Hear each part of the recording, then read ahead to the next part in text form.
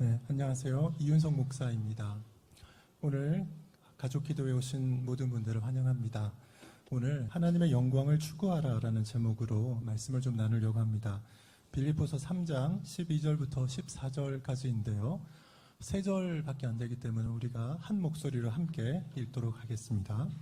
내가 이미 얻었다 함도 아니요 온전히 이루었다 함도 아니라 오직 내가 그리스도 예수께 잡힌 바 된 그것을 잡으려고 달려가노라.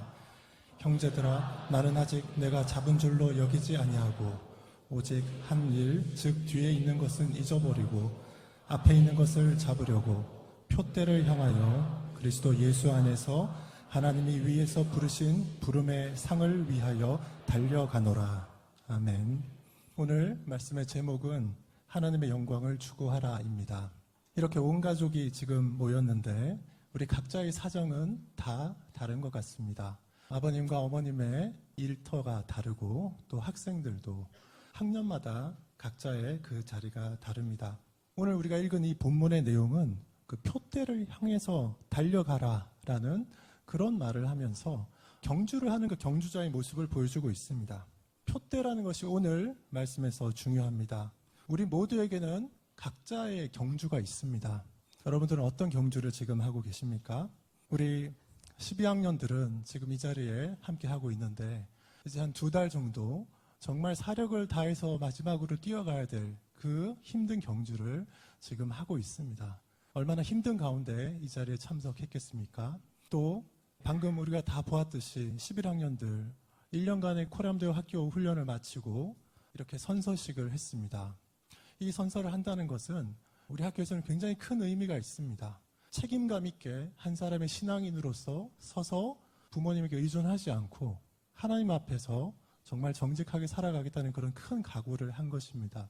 오늘 이 11학년들 성경 수업에 제가 들어갔었는데 성경 공부를 하면서 아주 잘하는 학생들이 있었어요. 그래서 제가 그런 이야기도 했습니다. 성경 공부를 할 때 너무 잘 이해가 되고 답을 달기가 너무 쉬운 학생들은 신학을 공부해라. 코람대오 선서 한 김에 가장 탁월한 여러분의 자녀들을 성경과 신학을 연구하는 쪽으로 보내서 지금 기울어져 가고 있는 이 교회를 살리는데 그렇게 쓰임받을 수 있으면 얼마나 좋을까 이런 생각을 한번 했습니다. 여러분의 가장 뛰어난 자녀를 어디에 보내고 싶으십니까? 다 마음속에 생각하시는 것들이 있죠. 저도 그랬었는데 제가 신학을 중간에 35살에 중간에 돌이켜서 하니까 할 수 있는 게 한계가 많았습니다. 만약에 여러분들의 자녀들이 혹시라도 그 분야에 재능이 있으면 세상에 좋은 것들 있는 곳으로 보내지 마시고 한번 보내서 20대 때부터 히브리어와 헬라어와 그리고 라틴어와 이런 공부들을 굉장히 많이 해야 됩니다. 현대 학문들은 되게 영어만 하면 되지만 신학을 공부하려면 2000년 동안 쌓인 것들을 해야 되는데 라틴어가 필수입니다. 저는 너무 늦게 공부를 시작했기 때문에 종교개혁 이후로 청교도들, 그래서 영어를 쓰는 사람들까지만 연구를 하기로 작정을 했습니다. 그만큼 큰 연구를 할 수가 없는 거죠. 여러분의 자녀들이 어릴 때부터 마음을 정해서 라틴어에 능숙하고 헬라어 히브리어에 능숙한, 그래서 초대교회 교부들의 신학에까지도 능숙한 그런 신학자들이 이 중에서 나올 수 있으면 참 좋겠다는 생각을 오늘 한번 해봤습니다. 우리 각자의 싸움의 자리가 있습니다. 10학년들은 단기 성교 갔다 오면서 굉장히 고생을 많이 했지만 성숙했고 9학년들도 고난학습의 리더로 세워졌었고 독일학습을 갔다 오면서 많이 성숙해졌습니다. 8학년들은 아마 이제 중학교 공부는 이렇게 하는 것이다 라는 거를 조금 익혔을 것 같습니다. 7학년들은 아마 아직도 정신이 없겠죠. 부모님과 30일 대화 정말 대단한 거 한 겁니다. 7학년은 특별히 1년간의 단절 훈련을 통해서 성별하게 하는 그런 훈련을 우리가 하고 있습니다. 특히 이번 7학년들은 1학기 때 국어 시간마다 레위기 독해하느라고 얼마나 힘들었는지 모릅니다. 그렇게 해서 독수리 학교에서 인재들이 길러지고 있습니다. 우리 선생님들도 마찬가지로 학생들에게 효과적으로 교수하고 또 학생들이 학습할 수 있도록 하기 위해서 몸이 상하도록 그렇게 하고 있습니다. 이처럼 우리 모두에게는 각각의 경주가 있습니다. 그런데 제가 오늘 이 빌립보서의 말씀을 통해서 여러분들에게 한 번 더 강조하고자 하는 것은 각자의 경주가 있는데 이 경주의 표대를 어디로 보고 할 것이냐라는 것에 대해서 한 번 더 강조를 하려고 하는 겁니다. 우리의 표대는 12학년들, 11학년들 다 있습니다. 우리 부모님들도 가정을 세우는 것, 또 각자의 일터에서 사업을 하는 것들이 어떤 목표가 있죠. 그 목표가 어디에 있느냐라는 것을 한 번 더 보려고 하는 겁니다. 사도 바울은 오늘 이 세 절의 본문에서 우리가 알 수 있는데, 사도 바울은 열심히 사역을 하고 있지만 이 사람의 표대는 어디에 있냐면 이 세상에 있지 않습니다. 잘 보십시오. 이 세상에 있지 않습니다. 이 세상에서의 그 사역을 열심히 해서 1차, 2차, 3차 선교 여행이 완료되는 것, 그것에 이 사람의 표대가 있지 않습니다. 표대가 어디에 있습니까? 이 세상이 아니라 저 영원한 천국에 있습니다. 그 천국에 표대가 가 있어요. 그래서 지금 짧게는 요 일을 하는 것, 이것이 목표지만 그것 꼭 함께 항상 보면 저 멀리 있는 세상, 그것에 표대가 있습니다. 목표 지점이 거기 있어요. 오늘 그 이야기를 같이 나누려고 하는 겁니다. 12절의 앞부분에 이렇게 되어 있습니다. 내가 이미 얻었다 함도 아니요 온전히 이루었다 함도 아니라. 이미, 그리고 아직 아니, 우리가 잘 아는 already not yet, 그 구도가 여기 있습니다. 이미 얻었다 함도 아니요 온전히 이루었다 함도 아니라. 여러분 어떻습니까? 역설적이잖아요. 여기 계신 분들은 전부 거듭나신 분, 신앙을 가지신 분들이고, 이미 우리에게는 의롭다 여김을 받는 것이 있었고, 하나님께서 우리를 또한 양자로 삼아주셨고, 그리고 그 순간에 그리스도와 연합되는 일이 있었습니다. 우리는 전부 그래서 또 그리스도와 연합되어 있기 때문에 우리끼리는 또 형제 자매가 되었습니다. 그럼에도 불구하고 우리는 매일같이 죄와 싸우고 넘어지고 그렇게 살아가죠. 분명히 이미 다 이루어진 것이 있는 반면에 온전히 다 이루어지지 않은 부분이 있습니다. 이런 역설 속에서 우리가 살아가고 있습니다. 그런데 우리가 이 싸움에서, 이 경주에서 우리가 중간에 탈락하겠네? 나는 끝까지 완주할 수 없을 거야. 이렇게 낙담하지 않을 수 있는 것은 무엇 때문인가요? 사도 바울이 이것을 굉장히 강조합니다. 바로 처음 우리가 믿을 때, 거듭날 때 성령이 우리에게 들어오셔서 성령이 우리 안에 계신다는 것, 성령을 보증으로 주셨다라고 하셨습니다.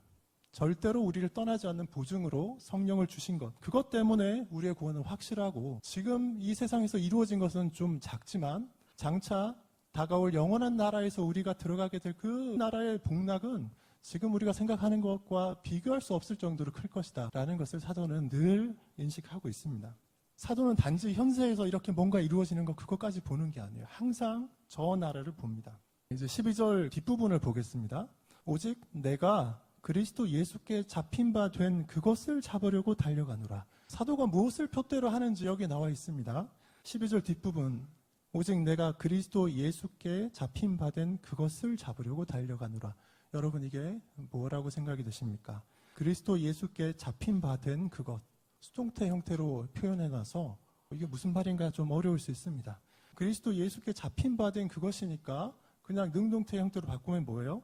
그리스도 예수가 붙잡고 있는 것, 그거 말하는 거죠. 그리스도 예수가 붙잡고 있는 그것을 나도 붙잡기 위해서 쫓아간다, 이렇게 되어 있습니다. 도대체 그리스도 예수가 무엇을 붙잡고 있기 때문에, 무엇을 붙잡고 있기에 사도 바울이 그걸 또 자기도 붙들려고 쫓아가고 있는 겁니까?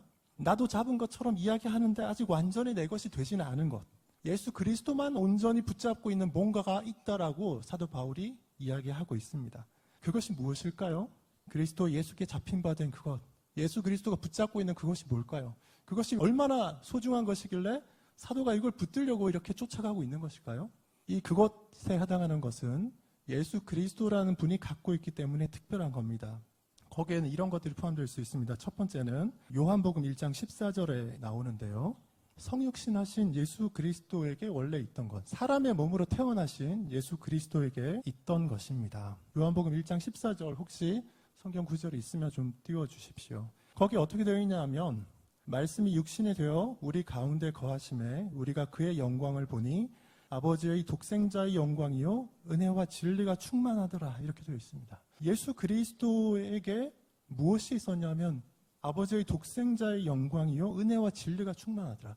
은혜와 진리가 거기에 충만하더라, 이렇게 이야기하고 있습니다. 이것은 십자가에 달려서 돌아가시기 전에 이미 이런 묘사를 하고 있는 걸 보면 예수님께는 은혜와 진리가 충만했다라고 볼 수 있어요. 이 은혜와 진리, 충만한, 인성에 충만했던 은혜와 진리는 예수님이 그리스도가 신으로서 가지고 있었던 것하고는 다른 겁니다. 사람의 몸으로 오셨는데도 불구하고 거기에 부어주신 은혜와 진리가 충만해서 보통 사람하고는 달랐다라는 것입니다. 두 번째는 십자가에서 희생제사를 드리고 난 다음에 성부 하나님께서 그 희생제사를 드린 그 순종을 너무 귀하게 여기셔서 그 순종의 대가로 하나님이 주신 것이 있습니다. 이것이 우리에게 되게 중요한데요. 빌립보서 2장 6절부터 11절에 보면 이런 구절이 있습니다. 제가 읽어보겠습니다. 그는 근본 하나님의 본체시나 하나님과 동등됨을 취할 것으로 여기지 아니하시고 오히려 자기를 비워 종의 형체를 가지사 사람들과 같이 되셨고 사람의 모양으로 나타나서 자기를 낮추시고 죽기까지 복종하셨으니 곧 십자가에 죽으심이라. 이러므로 하나님이 그를 지극히 높여 모든 이름 위에 뛰어난 이름을 주사 하늘에 있는 자들과 땅에 있는 자들과 땅 아래에 있는 자들로 모든 무릎을 예수의 이름에 꿇게 하시고, 이런 표현이 있습니다. 성부 하나님이 그 십자가에서 순종하신 예수님에게 무엇을 주셨습니까? 모든 이름 위에 뛰어난 이름을 주시고 모든 것을 다스릴 수 있는 왕으로서의 권한을 주셨습니다. 이것이 십자가에서의 희생제사의 대가로 성부 하나님께서 주신 것입니다. 거기에 우리의 구원에 해당하는 것들도 다 예수 그리스도에게 주어진 것입니다. 마태복음 28장 18절에 보면 이런 묘사가 있습니다. 예수님이 부활하신 이후죠.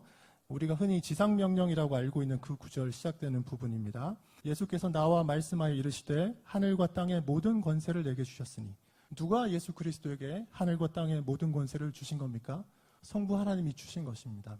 또 고린도전서 1장 30절 보면 너희는 하나님으로부터 나서 그리스도 예수 안에 있고 예수는 하나님으로부터 나와서 우리에게 지혜와 의로움과 거룩함과 구원함이 되셨으니, 이렇게 기록되어 있습니다. 십자가에서 돌아가시고 부활하신 예수님에게 지혜와 의로움과 거룩함과 구원함, 우리에게 지혜와 의로움과 거룩함과 구원함이 되는 것들이 예수 그리스도에게 있습니다. 우리의 구원과 관련된 또는 하나님의 나라에서의 그 풍성한 삶과 관련된 모든 좋은 것들을 주실 수 있는 권한과 그 자원이 어디에 있냐면 그리스도에게 있습니다.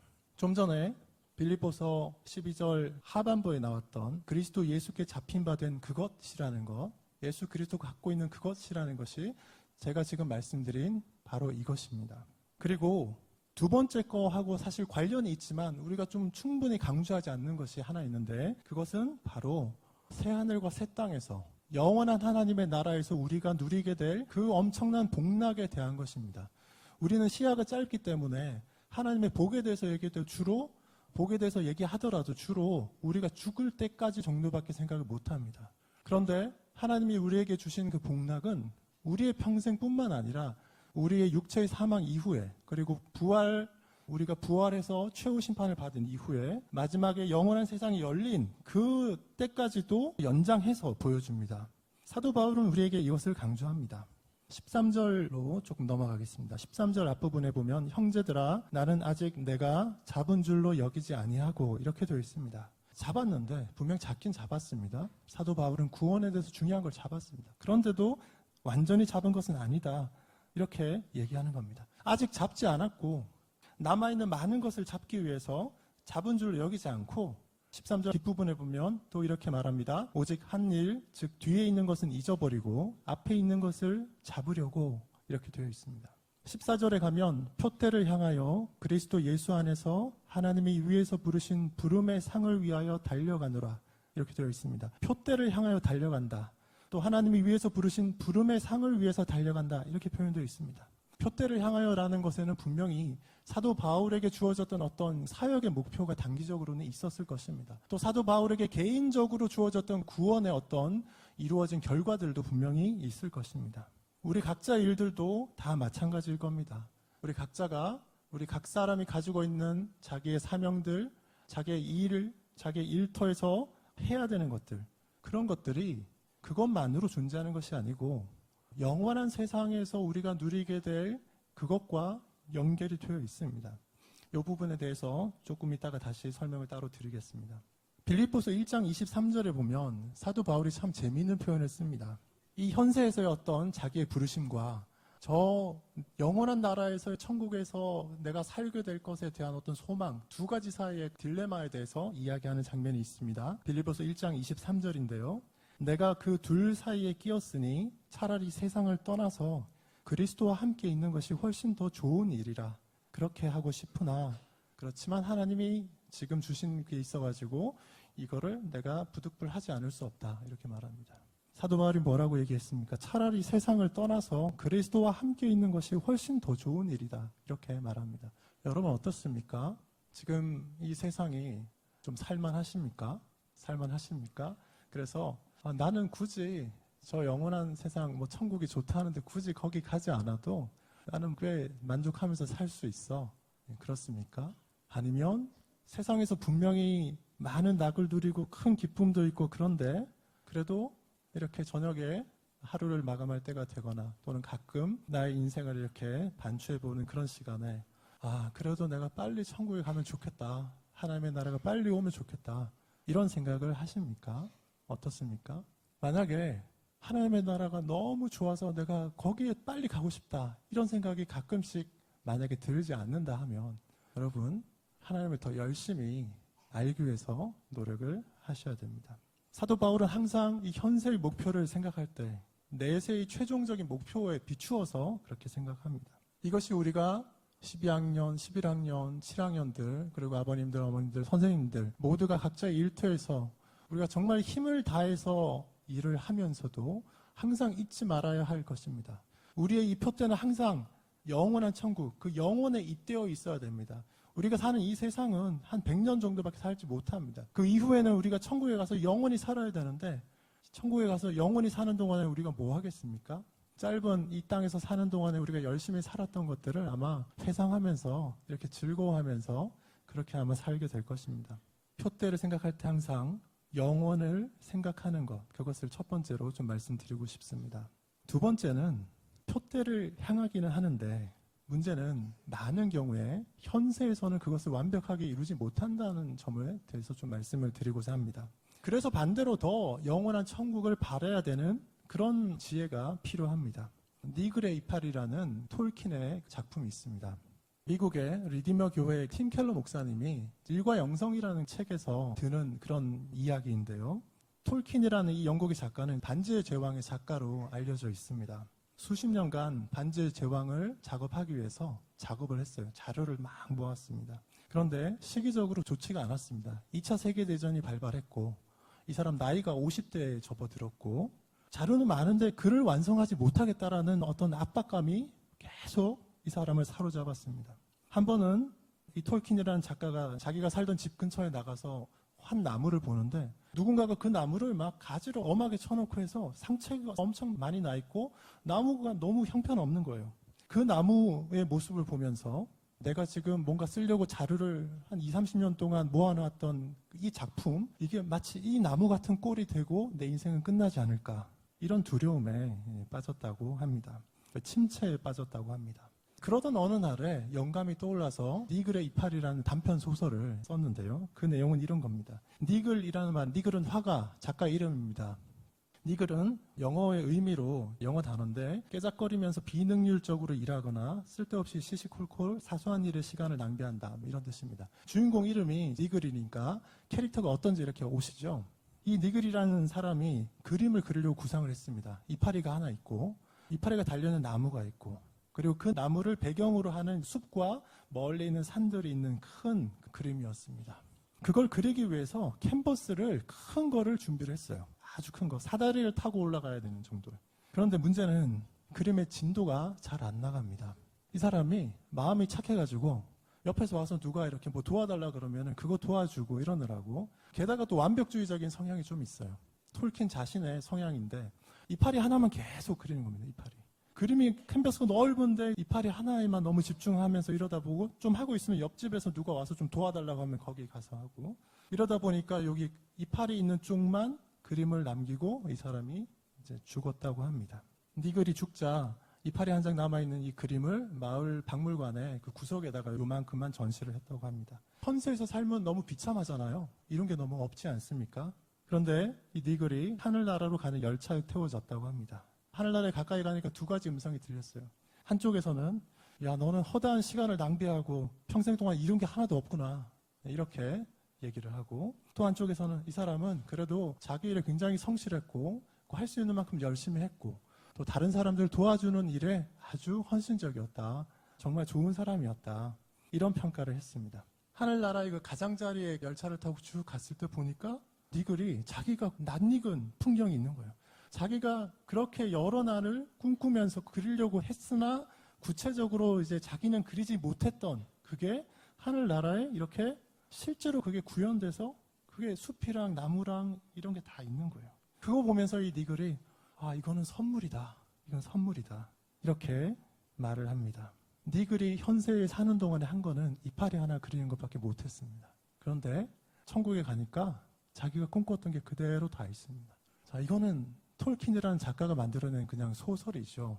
그런데 지금 이 땅과 장차 우리가 들어갈 천국에 대한 비유로서 굉장히 좋은 비유입니다. 여러분, 우리가 이 니글이라는 사람이 이파리 하나 그리는데 집중해서 그거밖에 못했지만 천국에 가니까 이 작은 것을 소중하게 여기면서 열심히 했던 것이 어떤 결과로 나타납니까? 엄청나게 큰 영광으로 나타나는 것을 볼 수가 있습니다. 그래서 이런 말을 합니다.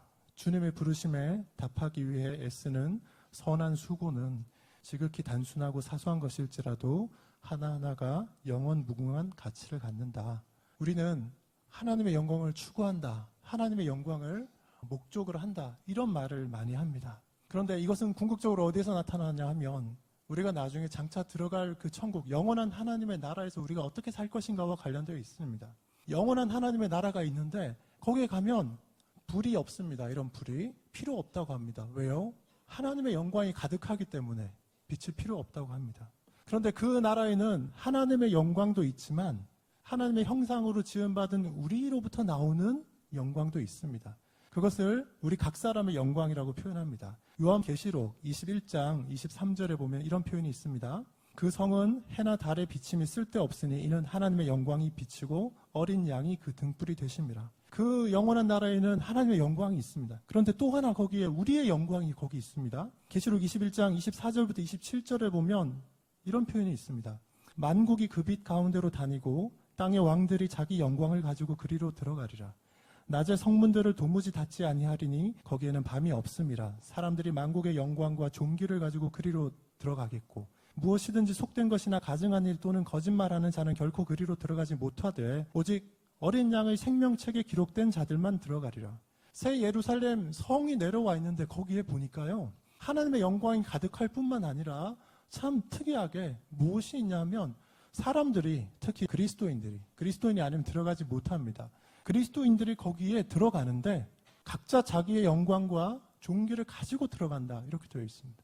여러분, 우리가 이 세상 살다가 천국 들어갈 때 다 버리고 아무것도 없이 우리의 영혼만 딸랑 들어간다 그러면 이 세상을 사는 게 얼마나 허망합니까? 그렇지 않습니다. 천국에 우리가 이 세상을 살면서 하나님의 말씀에 순종하면서 치열하게 싸우면서 만들어내는 우리의 영광을 가지고 들어가게 되어 있습니다. 여러분들 어떤 싸움을 하고 계십니까? 여러분들 천국에 들어갈 때 가져갈 어떤 영광을 만들어 가고 계십니까? 천국에 들어갈 때 우리가 빨가벗고 가지 않습니다. 천국에 들어갈 때 부활한 몸으로 가잖아요. 여러분들 옷을 입고 갈 겁니다.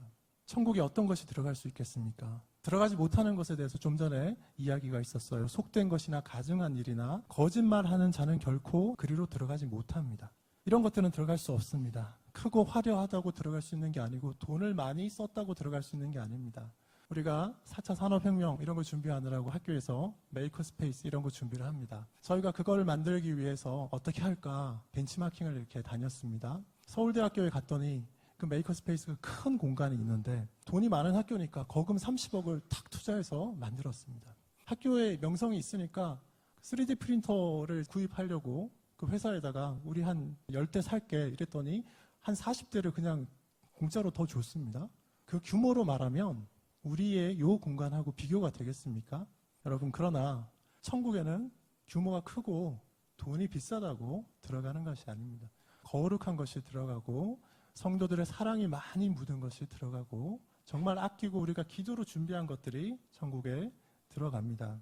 저는 그래서 우리 학교를 굉장히 소중하게 생각합니다. 우리 학교는 굉장히 특별한 학교입니다. 하나님의 의지에서 규모는 작을지라도 우리가 거기에 선생님들과 부모님들과 학생들을 얼마나 많은 그 애정과 기도와 또 관심과 모든 것을 집약해서 그 하나하나를 이루어내는지 모릅니다. 천국에는 그런 것들이 들어갑니다. 천국에 들어가는 것은 첫 번째로 우리 부활의 몸이 들어갑니다. 두 번째로는 부활의 몸에 우리 몸에 체화될 수 있는 것들이 같이 들어갈 수 있습니다. 이 땅에서 하나님을 많이 알기 위해서 공부하고 성경을 공부하고 신학을 공부한 그런 지식과 지혜들이 천국에 갈 때 우리가 가지고 가게 될 겁니다. 누가 뺏어갈 수 없잖아요. 우리 몸에 있는 거니까. 그리고 우리의 몸에 갖추어진 여러 가지 미덕들, 이런 것들도 천국에 여러분들 다 갖고 가게 될 겁니다. 그리고 우리가 가정에서 이렇게 서로 화목하고 기쁘고 하나님으로 인해서 즐겁고 행복한 그런 우리의 마음의 상태들, 이런 것들도 여러분이 고스란히 천국에 가져가게 될 것입니다. 이 땅에서 삶을 천국에서의 삶의 연습이라고도 하잖아요. 이 땅에서 우리가 그런 걸 많이 하면 그것 자체가 우리의 상급이 됩니다. 이런 것을 이 땅에 사는 동안에 많이 연습해서 갖지 못하면 천국에 가서도 좀 유아틱하게 살게 되고, 많이 알면 훨씬 성숙하고 더 기쁜 그런 삶을 살 수 있습니다. 이렇게 두 가지를 지금 말씀을 드렸습니다. 마지막 하나는 사도 바울이 이 짧은 구절 속에 보면 두 번이나 이렇게 표현합니다. 그것을 잡으려고 달려가노라. 사도 바울이 천천히 걸어 다니지 않고 달려가노라 이럽니다. 여러분, 이 표대를 향해서 달려갑니다. 지금 우리 12학년 같으면은 정말 달려가죠. 전력 질주를 하는 그런 상황입니다. 그런 사례들, 이렇게 열심히 달려가는 것들이 천국에 들어가는 영광이 됩니다. 그리고 이것이 우리에게 요구가 됩니다. 우리 학교의 역사를 이렇게 돌이켜보면 참 정말 대단한 그런 것들이 많았습니다. 탁월한 것들이 너무 많았습니다. 제가 이 학교에 그런 하는 것들을 쭉 보면서, 저는 이제 신학하기 전에는 경영학을 했기 때문에 항상 관심사가 저거였어요. 기업들의 좋은 특징들, 초우량 기업이 어떤 특징을 갖는가, 이런 거 많이 했는데 학교에 와서 보니까요, 초우량 기업들이 갖는 중요한 특징들을 이 학교가 대부분 다 가지고 있었습니다. 너무 놀라운 일이었어요. 규모는 작지만, 큰 기업은 아니지만, 그래서 만약에 지금 우리 학교는 B형인데 만약에 우리 학교가 주식을 발행해서 그거 한다 그러면 제가 이 학교의 주식을 막 사고 싶어요. 물론 주식시장에 상장되지는 않을 거고 그렇지만 천국에 가서 우리가 그 주식의 어떤 가치를 환산해서 받게 된다면 정말 엄청난 큰 돈이 될 것 같습니다. 우리는 각자의 자리에서 정말 치열하게 하나님이 우리에게 주신 그 지혜를 따라서 영원한 천국에 대한 소망을 가진 채로 현재의 삶에서 충성을 다하면, 아까 니글의 이파를 이야기했잖아요. 근데 실제로는 우리 많은 사람들이 그냥 니글입니다. 니글. 아주 소수만 이 세상에서 크게 사업에 성공하고 대학자로 성공하고, 그렇죠. 많은 사람들은 큰 일을 하려고 시작했는데 사업을 크게 하려고 생각했는데 잘 안 되고 겨우 먹고 살고, 학자가 되어서 내가 위대한 책을 많이 써야 되겠다고 하는데 실제로는 해보면 잘 안 되고 그렇습니다. 아이들 생육하고 번성하라 이러니까 아이를 한 80 낳아야 되겠다. 저도 3남 2녀 낳아야 되겠다 이렇게 생각했는데 둘 키우기도 어렵잖아요. 우리는 다, 대부분의 사람들은 그래서 사실 니글입니다. 니글. 한평생 깨작깨작 하다가 가는 거죠. 그러나 아까 그 이야기에서 보았듯이 그 작은 부분을 하더라도 우리가 소홀히 하지 않고 정말 충성을 다해서 한다면 그것은 천국에서는 굉장히 크게 여겨지는 우리의 큰 영광이 될 수가 있습니다. 우리 학생들 7학년, 8학년 때 공부하기 어려운데 그때 그 하나의 어떤 어려운 부분을 돌파하기 위해서 쏟은 그 노력들이 여러분이 천국에 가서 정말 기뻐할 수 있는 큰 영광으로 바뀌게 될 겁니다. 수학 점수가 저희 아이처럼 24점 나왔다고 낭망하지 마세요. 또 하면 됩니다. 그러다 보면 하나님께서 지혜를 주시고 큰 영광을 경험하게 되고, 그것들이 우리가 천국에 들고 들어갈 수 있는, 갖고 가게 되는 그런 영광이 될 것입니다. 이번 2학기도 우리 부모님은 부모님들대로, 또 학생들은 학생들대로, 선생님들은 선생님들대로 각자의 자리에서, 저희가 정말 아시안게임 때 손흥민, 황의조 두 선수가 얼마나 열심히 죽자사자 뛰는 거 보지 않았습니까? 너무 아름답지 않았습니까? 우리가 각자의 삶의 자리에서 그렇게 뛰어서 하나님 보실 때, 야, 너 너무 기특하다, 이런 평가를 받는 그런 2학기가 되면 좋겠습니다. 네, 기도하겠습니다.